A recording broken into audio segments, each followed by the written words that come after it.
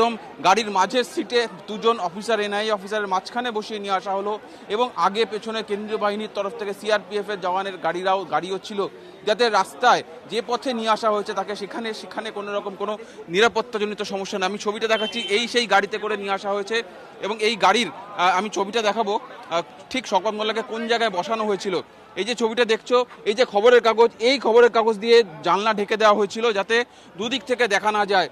ঠিক মাঝখানে, এই গাড়ির ঠিক মাঝখানে বসানো হয়েছিল শওকত মোল্লাকে, যেটা আমার সহকর্মী সুমন দেখাচ্ছিল যে গাড়ি এবং ডিম ছোড়া হয়েছিল। দেখো, জানতে চাইবো এই শওকত মোল্লার বিরুদ্ধে মূলত কি কি অভিযোগ আজ আনতে চলেছেন এনআইএ এর আধিকারিকেরা, কোন কোন ধারা তাকে দেওয়া হচ্ছে?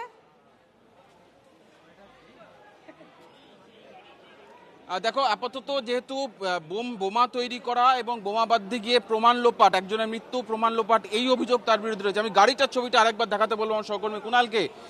একাধিক ডিম ছোড়া হয়েছে শওকত মোল্লার গাড়ি লক্ষ্য করে, দেখতে পাচ্ছ যে ডিম ছোড়া হয়েছে, কাঁচা ডিম, তার নিদর্শন এখনো রয়েছে এবং শুধু সামনে নয়, পেছনেও, গাড়ির পেছন দিকটা যদি লক্ষ্য করো এখানেও রয়েছে।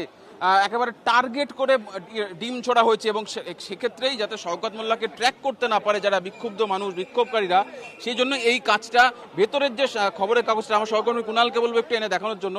ভেতরের এই খবরের কাগজ দিয়ে দুদিকের জানলা আটকে দেওয়া হয়েছিল। আমার সহকর্মী সুমন আগেই সেই ছবি দেখিয়েছে এবং সঙ্গে থাকো, একবার সুমনের কাছে চলে যাই। সুমন, যখন তাকে বের করা হলো এনআইএ এর দপ্তর থেকে, তখন থেকে নিয়ে একেবারে আদালতে পেশ পর্যন্ত তুমি ছিলে, তুমি ফলো করেছো, কি কি ছবি দেখতে পেলে আজ পুরো রাস্তাতে?